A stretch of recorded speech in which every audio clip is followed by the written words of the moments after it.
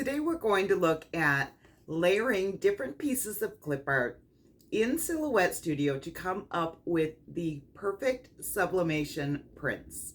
We'll also touch on what you're going to need to do if your printer nozzles become clogged on your sublimation printer. Hi, I'm Brenda Lambert. I'm a TJC licensed instructor for Silhouette.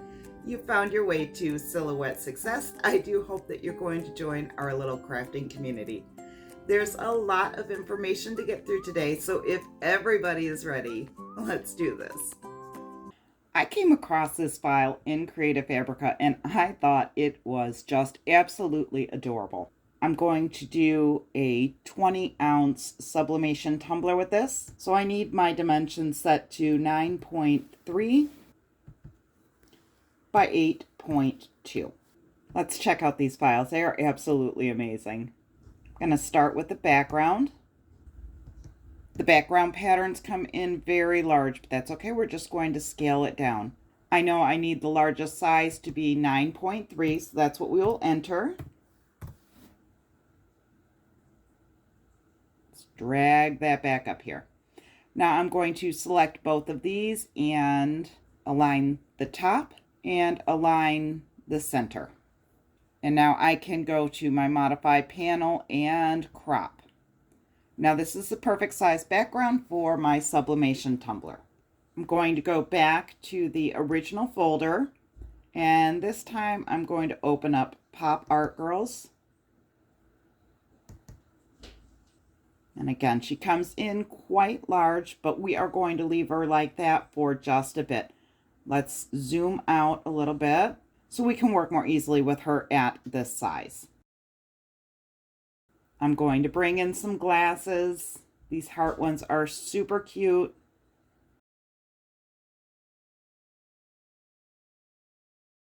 It also gives you the option for her to be doing different things with her hands. I like the A-OK. You can just set that down there. When you're working with the mix and match files, it's best to keep everything at the size that it comes in, because then you don't have to try to scale it down properly. It'll all come in scaled correctly, and then you can group it together. And once it's grouped, then scale it down. This file also came with a bunch of speech bubbles. I really like this one. And I'm also going to bring in this OMG. I thought it was cute. Give that a tilt and scale it down. We can select the OMG and the speech bubble, right click, group, and scale that down. Group that together, and I'm going to move it over just a little bit more towards the middle. Select the background and the design and align the bottom. Right click and group. And then of course, if you're printing for sublimation, you need to flip horizontally. At this point, we can select that and center it to the page. And we are ready to print. And this is not at all what I was hoping for. My nozzles on my printer are apparently plugged, so I did a nozzle check, and then I did a nozzle cleaning, and then I did some purge sheets and repeated the process over and over. You can see here that the second nozzle check was a little bit better, not great. I did another cleaning, more purge sheets.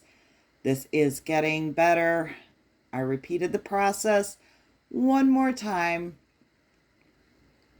and finally got a decent print. Let's get on to trimming the edges of the print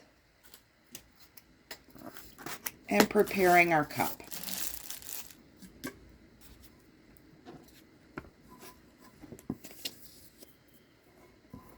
The cup preparation is the most important part. I'm going in with some heat-resistant tape here. You want to make sure that the paper is nice and tight. After that, I'm going to grab a roll of painter's tape and just Swirl it all the way around the cup, top to bottom.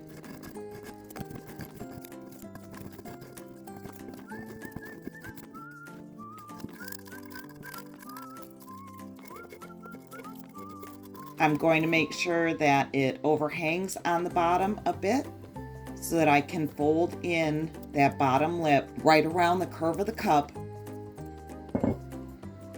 And then I'm going to press that down and smush out all of the air so that there is no ghosting. I did forget to press the seam a little bit before I put the tape on, but we can take care of that now. Just put a little bit of pressure up towards the seam of the cup and that'll get rid of any air pockets. This is what it should look like when you're all finished. And we can get ready to throw it in the air fryer now. I set my air fryer for 7 minutes and 395 degrees. I do flip it once during the cooking process. Make sure whenever you pull your cup out that you are wearing heat-resistant gloves. It is very hot coming out of the oven. We can unwrap it.